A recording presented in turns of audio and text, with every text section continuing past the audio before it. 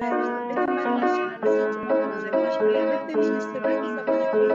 dëgjoni podcastin Miqësisht e Lida.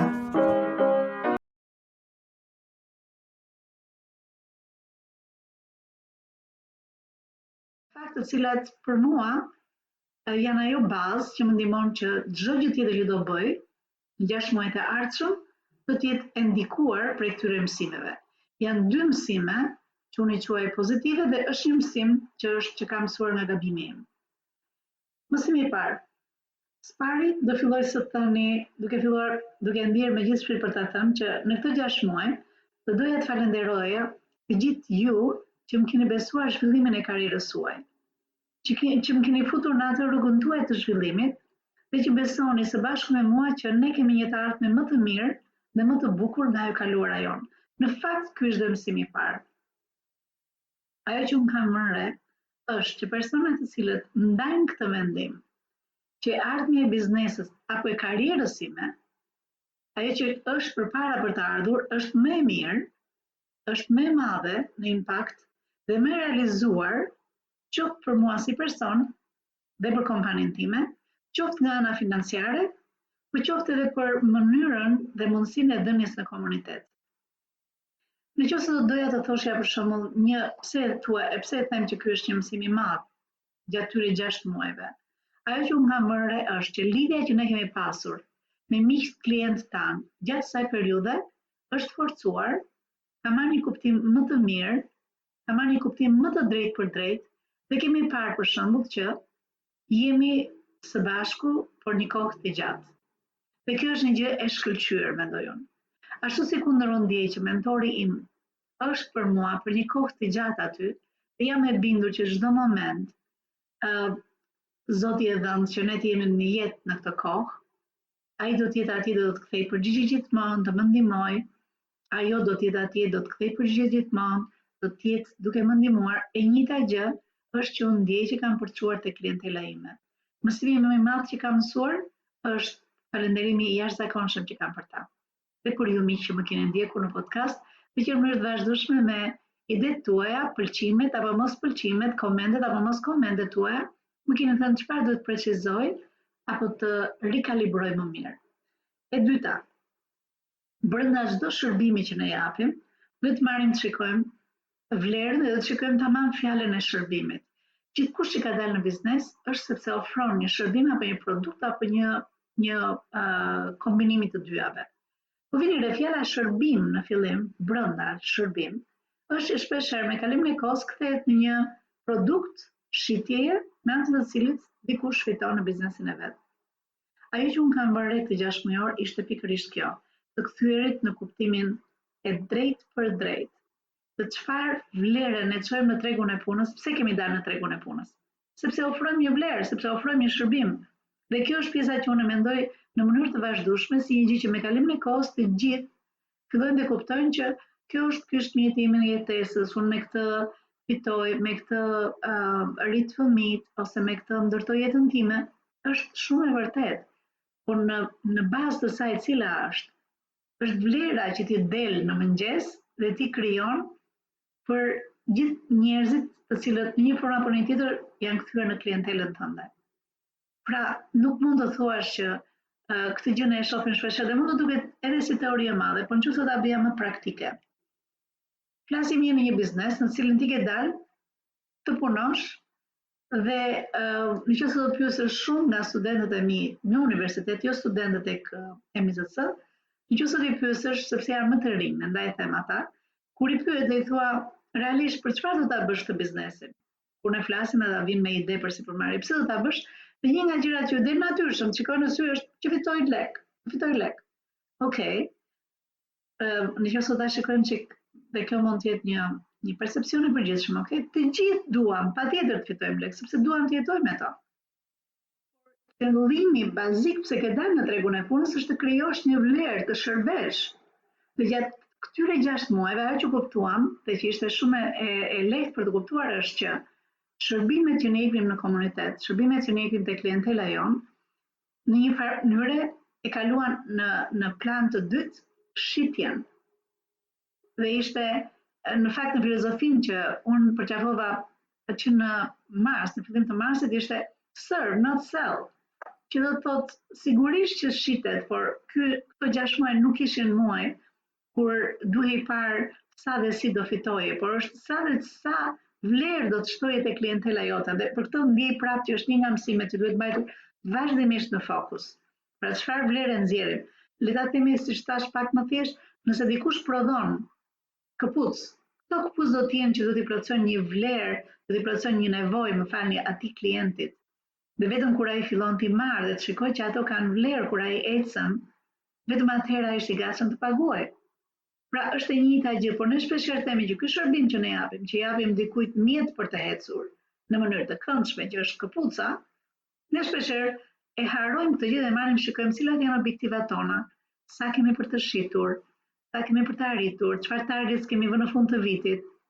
Dhe kjo më sjell prapë tek ajo pjesa se si shumica e miqve klientë me cilët punoj, ishte që përqafuam tamam këtë filozofi. Si mund të shërbejmë më mirë ne tani gjithë klientëve tanë? Është koha që duhet shërbyer edhe nga shtëpitë, edhe nga mundësitë e tjera, të cilat na krijohen sidomos nëpërmjet internetit. Prapë një mësim i cili ishte i lidhur me këtë gjë ishte që ajo që unë kuptova është që vetëm duke pasur në qendër sa dhe si të shtojmë vlerë tek të tjerët, ajo që ne do të krijojmë është në fakt një shërbim më i mirë, është një produkt më i mirë dhe në fund të ditës do të ketë shitje më të mira. E thënë thjesht kjo, prapë, doja ta thjeshtësoja sa më shumë, është që nëse unë për shembull e di që 3 programet që unë kam, që është programi i trajnimit për tregun e punës, për çdo që do të punoj më mençurisht, jo më shumë, por më mençurisht. Programi që është Vepro Act, që është për të gjithë ata që janë profesionistë, që punojnë diku por që duan të dalin ose si freelancers, ose duan që të krijojnë pak nga pak një sipërmarrje të tyre. Dhe produkti i tretë që është për ata që i duan burimet njerëzore, që duan të drejtojnë përmes njerëzve, cili do, në çfarëdo lloj pozicioni që mund të jetë. Në këto 3 programe, nëse unë e di që vlera që unë shtoj tek të tjerët është një vlerë e shtuar, sepse unë e di është një farë, kam parë që njerëzit dalin nga një ngërç që janë në karrierë, dalin nga një gjendje në cilën janë të pakënaqur me jetën e tyre, të pakënaqur me pozicionin e punës ku janë, dhe shpeshherë të pakënaqur me jetën në përgjithësi.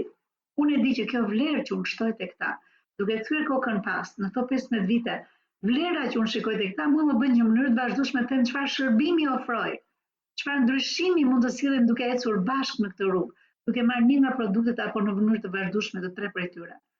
Është kjo që mua më bën që të mos ta shikoj më këtë gjë si një shitje, por ta shikoj si një vlerë e shtuar. Pra, mësimi i parë, siç thash, ishte të qenit në mënyrë të vazhdueshme në mendimin që ardhmja që kemi përpara është shumë më e mirë nga e kaluara që kemi pasur. Është shumë më e mirë. Çfarë do të kemi 6 muajin e dytë, sigurisht do të jetë shumë më e mirë nga ajo që kemi pasur në 6 muajin e parë, duke u përshtatur. E dyta ishte që shërbimi që ne ofrojmë, baza e çdo produkti apo e çdo shitje që ne kemi është e bazuar në vlerën që ne ju shtojmë të tjerëve. Dhe prandaj kjo do mbajtur gjithmonë në mendje.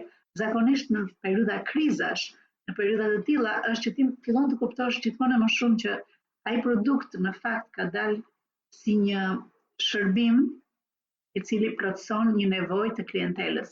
Dhe e treta ishte ai mësimi që unë doja të thosha, nga cili unë kam mësuar dhe vazhdoj të mësoj në mënyrë të vazhdueshme në fakt, por e shoh që është një nga sfidat e mia dhe që ngelet që unë këtu është vendi ku kuptoj që bëj në mënyrë të vazhdueshme gabim. Nëse më lejoni përpara se të them çfarë gabimi është, më lejoni t'ju bëj të njohur me disa nga principet që unë mësoj në programet e mia. Dhe është principi i lirisë. Dhe janë 3 liri me cilat ne punojmë fort me gjithë secilin. Është liria e parë të pranosh veten. Dhe të pranosh veten tënde domethënë të harish ta njohësh shumë mirë, cilat janë aftësitë tua të lindura të fituara, cilat janë interesat e tua, fat shkurtra, fat gjatë, dhe cilat janë vlerat me cilat je brumosur dhe nuk shpeshherë është shumë e vështirë të ndryshosh. Është një kombinim i tillë që të bën të pranosh veten kush je, të pranosh shumë mirë që këtë moment un kam nevojë të bëj këtë gjë, në 13 orën tjetër duhet të bëj këtë gjë tjetër, kjo është të njohësh veten.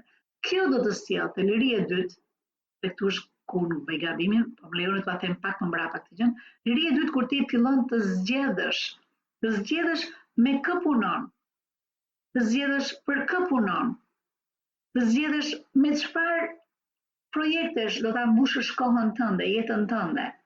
Dhe kjo është një liri e jashtëzakonshme, e cila nëse vjen pasi ke njohur veten, pasi ke njohur aftësitë tua, ke njohur ku je ekstraordiner, ku je i shkëlqyer, mbi i shkëlqyer.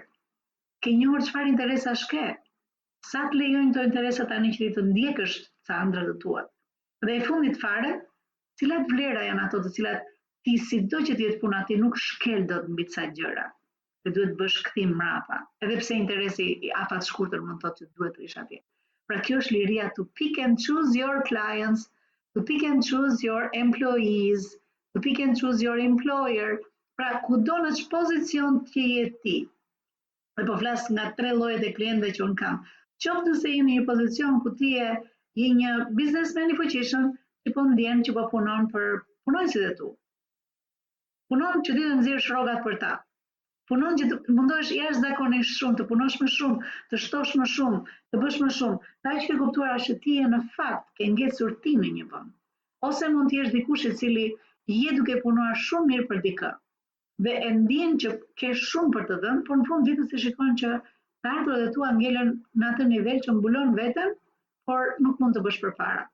Ose je në atë pozicion ku ti kupton që do të zhvillohesh, ke krijuar diçka apo punon diku, por nuk di të drejtosh njerëzit, nuk di të marrësh njerëzit në punë, nuk di të heqësh njerëzit nga puna.